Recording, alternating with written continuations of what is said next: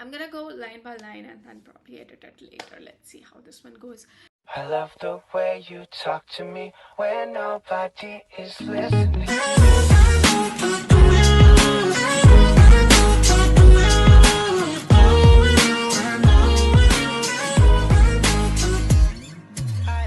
Hey everyone, welcome back to a new video. I know it has been long, and I am not at all regular in making videos, but believe me, I'm doing what best I can do.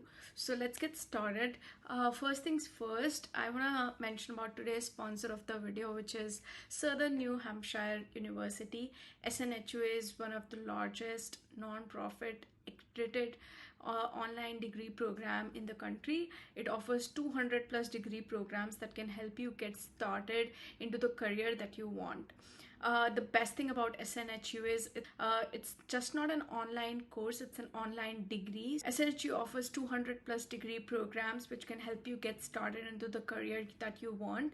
The best thing about SNHU is it's completely online, so it's not just an online course, it's an online degree.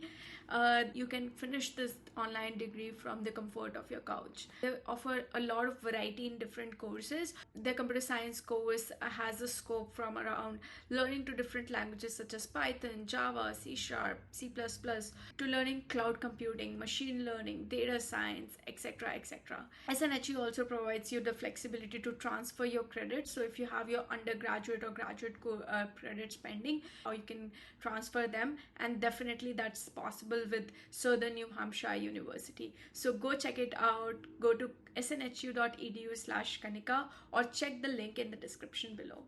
Now let's get started with the video, and I did a ask me anything on my Instagram. So if you don't follow me there, there's a link in the description. Go follow me on Instagram. I asked you to put in some questions, and I got a lot of questions. I every day get a lot of questions, so if I do not reply to you, I'm really sorry. I want to reply to each one of you, but it's just not possible. So I'm here gonna answer most of your questions that you have asked, and let's see how this one goes. So this question is asked that when companies will start hiring again. I don't know. I see that there's like a lot of there's like a lot of improvement from previous months at least in the job market, but it's still not at its peak, and we don't know. America is in recession right now, as people are saying, but quote unquote, I don't know about it, and let's see how this one goes. But stay strong, everyone who is graduating. Also, congratulations to everyone who got accepted to USC for this fall or next spring. I heard that a lot of people got deferred to spring. Congratulations. Whether fall or spring, you can check out the video that I mentioned here, fall versus spring. And in my opinion, both of the semesters are amazing. So don't feel that you got a spring admit and you applied for fall, because I got a lot of queries regarding that. They both are amazing. And congratulations, go Trojans, fight on.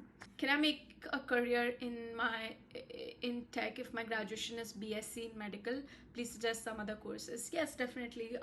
Switching courses, switching programs these days is very easy. So even if you have done BSc in medical, and which I assume you no longer want to pursue it as your final career, then definitely hop to computer science. As I said, there are tons of resources. Tips you would suggest for MS before job. So I did 1 year of 1 year of full-time before doing my master's, and I suggest a lot of people that they should go by that. But if in some scenarios they do not, I think it's totally fine. I have seen a lot of people, and a lot of my friends are like that, who have not done any kind of full-time, who does not have any full-time experience. So that's totally fine. Having a full-time experience just adds on to your resume. It makes it a little easier to get into like on-campus jobs, technical on-campus jobs, or it makes it a little easier to get into like technical jobs, or per se that you will be like more eligible for internships if it's compared to like any other candidate who does not have an experience. I think you're getting what I'm trying to say. But yeah, that's the gist of it, that if you want to then you can. And but it's just not mandatory. Even if you don't have, it's totally fine, but if you have, it's great. Do you ever think of quitting either YouTube or engineering just to focus on the other? I don't think so. I am able to manage, although I am feeling miserable right now at publishing videos to YouTube. But I think they're going good they're good hand in hand, and I don't want to quit any. I might want to take up any other activity or profession in my life probably, but I don't want to quit any of these. How to learn coding, which language you prefer, Python? How to learn coding, which language do you prefer, Python or Java? So the first time I learned coding, I think I was in +1, which means 11th grade, and I took like the computer science PCM with computer science, and that's how I landed into the coding world. Before that, I had some exposure to it because my elder sister used to my elder sister is like 2 years elder to me, and she was into computer science, so I knew a little bit of it. And because she took that, hence I got into computer science as well. No, that's not the idea. I wanted to go into like gaming, etc., etc. Hence, I was always motivated to go into computer science. So I started coding in 11th grade. Tried learning the gist of it, getting the basics out of what I can when anybody starts learning coding. But I think mostly it's about, if it's your passion, you will work on it. So it's like that. So it was my passion, hence I worked throughout 11th and 12th grade on that. Did not focus much on it because I think getting into colleges, universities for undergrad was more important at that point. But once I went for my undergraduate, I was really sure that I wanted to do computer science. So I was getting into like elite colleges, NITs, and blah blah blah. But I do not want to take it up just because they were not offering, my grades were not enough to get into computer science at that time. So I pursued computer science from IP University. There are a lot of comments on my channel saying that am I from IIT or something. I'm not. I did my undergrad from Indraprastha, Guru Gobind Singh Indraprastha University in Delhi, and I did it in I did my undergrad in computer science, and that provided me quite a lot of exposure to it.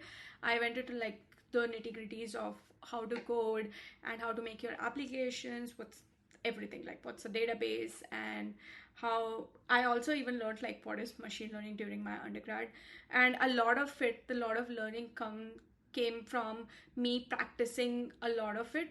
And the more I started going into like I want to build this myself, the more I learned about it. So the more projects that you do, the more coding that you do, it definitely helps. And one of the platform that's amazing to practice your coding, you can learn coding anywhere. Like it's everywhere on YouTube now, and it's everywhere. You can go ask ChatGPT about it probably, and they'll tell you like the best resources. I'm not the one, like my resources will be old enough now to provide you any information, but there are like many good resources out there, and you can go and check them out. To learn coding, to practice coding, basically you can go to LeetCode, and LeetCode is very nice platform. There are other platforms and competitive programming once you get into it, but you can start with easy LeetCode problems, and LeetCode is the main just where every recruiter, most of the recruiters these days, they hire people based on. So if you have a LeetCode moderate skill, you will be good enough. Which language do I prefer, Python or Java? It totally depends on what my team wants. So if my team wants Python, I am comfortable doing it. If my team wants Java, I'm comfortable doing that as well. I know a couple of languages, but I'm most comfortable with Python, and my love for Python is like exponential. Yeah, just because my first stepping stone into any field was as a machine learning scientist, so I started coding in Python. My career started from Python, so I have just like a bias for Python. Next question is, did you work in Soprest area? Yes, I worked in Soprest area, India, Noida branch for over an year, and it was an amazing experience. I always remember my team there because they were the ones, like I was telling the previous question, they are the ones who are the stepping stones to my career, and I definitely owe them a lot because whatever I am, they have a huge role in Sopra Steria has a huge role to play in that. Got to do a lot of research work and got to do a lot of projects, POCs. POC means proof of concepts, which is doing a small project before you take on the big projects. So it was an amazing time at Sopra Steria. Uh, how to book visa slots? I've heard people say they open randomly any time of the day or night. Any tricks? Yes, when I was looking for visa slots, which was I think around 3 years ago, 2.5 or 3 years ago, at that time it was so messy I cannot even tell. So I used to like get I put in a like a very weird notification from Telegram on my phone, and whenever the Telegram used to trigger, there was a bot that people have. So Telegram bot is the like the best way to get notified about visa slots and join those groups. And in those groups, like if there's a visa slot opening, it started pinging so much, like everybody starts getting online. And I put in a like a very weird notification tone which will wake me up from sleep anytime. And it's very weird. I was in like, there's a story behind how I got my visa slot. I was waiting the whole day and night. I waited quite a long, like a week or two, for that to happen. And then suddenly I was one day like, I used to take my phone every time to the washroom as well, because just in case.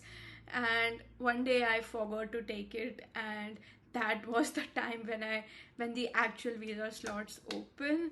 And amazing, like I ran out of washroom because I heard that notification tone, and I got it.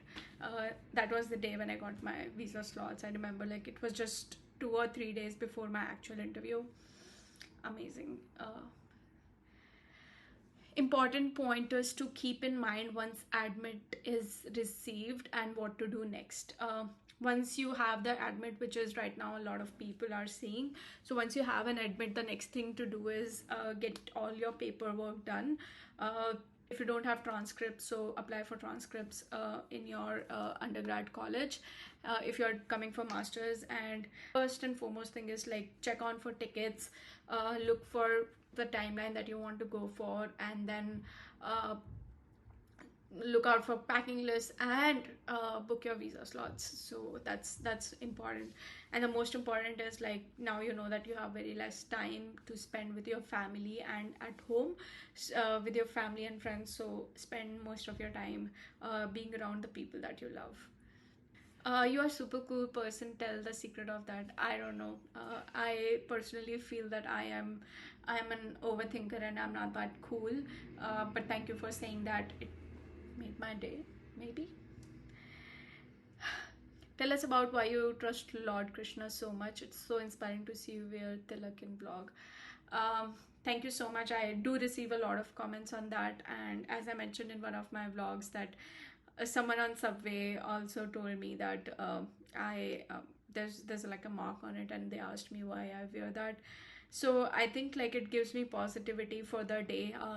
Keeps me um, keeps me down to the earth every day. And what makes me believe in Lord Krishna is every time I feel alone, which is most of the time when you're studying abroad. So I know there's one person who's always with me, which is my Krishna. So I definitely believe in him and believe in that superpower. If I cannot tell anything to anyone, then he's the one who's listening me. He's the one who's looking at me, taking care of me in this world out here. So definitely. And wearing tilak is part of my routine every day, just because it keeps me down to the earth every day, and I proudly wear it every day. Share with us how you made transition from a software engineer intern to a data scientist. Please make a YouTube video on it. So here it is. As I mentioned in my previous question, that I worked as a machine learning scientist for 1.5 years or more at a firm called Sopra Steria. Because of that experience, I always had an interest in data science. So even though I was like pursuing computer science, most of my courses and the things that I did in masters are aligned with data science as well. So I balanced out courses in a way that if I have to do like 7 courses, so I kept a balance of both of the fields. And since I had that experience, and Suprasteria was also a financial, like they have a financial unit as well. It's called Suprasteria Bank. Just because of that, it aligned very well with my profile and the profile that JP Morgan was looking for. So hence, I got that data scientist position. Became a fan in a short time. Thank you. Means a lot. I owe everything to this YouTube channel because, as I say, like my confidence got boosted in my life just because of this channel. And there was never a motive behind creating videos. It was just to like show my parents how I live in America, because there's no fun in sending raw videos over WhatsApp or any other streaming platform. But YouTube, like sitting down, compiling, editing, adding music to it, added a lot of fun. I still have like a dozen of private videos which I don't publish for public, but though that was my motivation to start videos. And also to I got into informational videos just because I wanted to share the struggles that I see, and I did not want like other people to have it. So just like heart to heart conversations. And right now also, like I was just, before making this video, I was feeling I completed one of my tasks very well, and I wanted to like meet someone, hug someone, and say out loud that after 1.5 months of struggle, like I finally finished this task. But there was no one, so I sat down and started recording this video, because YouTube is my, like, you guys are my confidence booster, um, my my totally dearest friends. And definitely thank you so much for giving me this life and everything, that I owe you a lot. Tell us two things to be data scientist. First of all, you should be excited to learn about data, and it should not bore you. First things. Second, you should be a good storyteller. That's what I tell every time, because it's just raw data. If you have, if you should know how to build stories, how to narrate them as well. And definitely you should know the basics of data science, and the knowledge that's required to be a data scientist. Definitely some coding languages such as Python and R are very much useful in data science, so you should know that. There are many machine learning automations these days coming around, so if you have knowledge about that, that's amazing. Cloud computing is also very nice to have if you have. Otherwise, knowledge about Python, I think, is sufficient enough to be a data scientist. And you should, like, once you're into that and you search for like how to learn Python for data science, you will get to learn about it more and more. So just go ask ChatGPT about it, probably. How do you manage yourself? How to manage yourself in this hectic schedule? uh, Definitely, I'm very bad at managing my schedule. You might feel that I am doing the best, but some days I am also off track. But I try to manage, like I try to do my life one day at a time. So I set my goals before the day, like before I start my day. And I have these things always in mind. I do not write them up, but I have these things in my mind that I want to do this today. And once I have that in my mind, I can like have that routine throughout the day. So for example, if I want to do my if I want to finish a task in the morning and then have breakfast, cook my meal, go to gym, and then for example shoot this video, then I'll have that like picture of it in my brain, and then I execute it. I know it's not the best. There are a lot of people who are best at scheduling. I am not a good planner, but I try to plan day by day, and that helps me because it keeps my mind uncluttered for future days. Like I'm not thinking about what I'm gonna do tomorrow.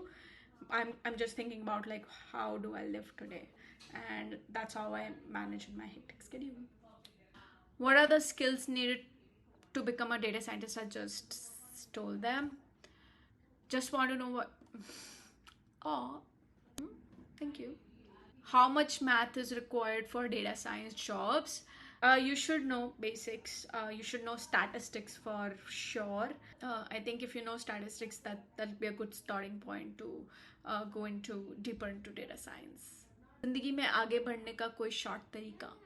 अरे हम खुद short है यार, short तरीका कैसे बताएंगे हम? I'm very small height, like I'm very short in height, like for people who know, and you might have figured it out from the videos, but yeah. Actresses finally got married. No, I'm not. Who is sharing these rumors? I am not married, guys. I'm single, not ready to mingle. Any suggestions to crack Microsoft interview? There's already two videos on that, so go check them out. I will go link them up somewhere here. Is 2024 fall a good time to plan for masters in US since there's a lot of recession going on? What are your thoughts on it? So yeah, 2024 fall looks good to me because you'll be graduating 2 years later, which means 2024 2026 fall. And I think like recession will go away within a year or something. It's, as I mentioned, like it's getting better. It's still not there, but yeah, it'll be back on track soon. And I also believe like India is also growing so much in tech field. There are so many jobs, so many opportunities, so many startups coming in. So look for that before you think about moving abroad. I know a lot of people are moving abroad, but just think about yourself, like how do you want to manage it? YouTube journey. Oh my god, that's a very good question because I love where I am right now. Is when I moved to US, I think I had around 600 or lesser subscribers, and I hit 1,000 subscribers in my first year. And second, before I graduated, I have around 35. I had around 35,000. Right now it's at 36,000 something, and I'm too grateful for everyone here. I have reached 1 million views. I have my videos like reached 10,000 very easily. I am not crazy about numbers, but these are crazy numbers to not go crazy for. How much living and study cost for an Indian student per year depends on, it depends totally on which state you are going to. For example, going to states like North Carolina or Arizona, your expenses might be around like just around $600 or $700 a month. So that totally depends on which university you're going to, and same goes for study cost because different universities have different study cost, and USC was on an expensive side, but there are definitely universities which are public and they don't have that much cost, so you can check them out. If you close your eyes, what does your happy place look like?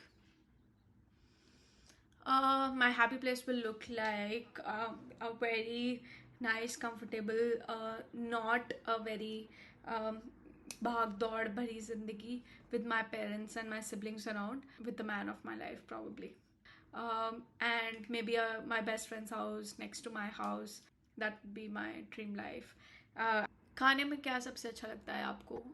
If I talk about non-Indian cuisines, so I like ramen a lot. I like avocados, anything related to avocados very much. Recently, I have quesadillas, amazing, and enchiladas, all of that. I like them. If I talk about Indian stuff, then I think I love my mom may cooked aloo pyaz paratha and also veg pulao very much. Best flight options. Um, Depends totally on which state you are going to, but I love Emirates. Love Emirates because they don't have like a lot of delays, and we get to go to Dubai. I have used my Dubai layover to travel Dubai, and every time I go to India through Emirates, I always take a like a longest of the layover I can, so I can go out and travel. If you don't know, you can get like a free hotel from Emirates, and there's a video on it that I made. You can check that out. I think Qatar is also good. I know you're busy with your studies, but please upload vlogs. I'm trying. I try too much to upload them, but nahi ho pata. Can I do freelancing for an Indian client if I am on a student visa? I don't think so because once you're on a student visa, you are just allowed to like work at your university. You cannot do other jobs outside of your campus. So yeah, and there's also a restriction on how many hours. I think you can do 20 hours per week. That's all. Uh, Not more than that. yeah, I think that's it. That's most of it. Thank you so much for watching the vlog, subscribing, sharing so much love. A virtual hug for all of you.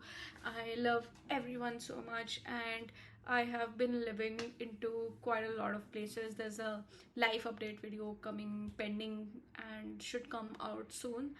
So definitely will be publishing that next. And yeah, if you like that video, like, subscribe, share, and I'll see you in the next. Bye.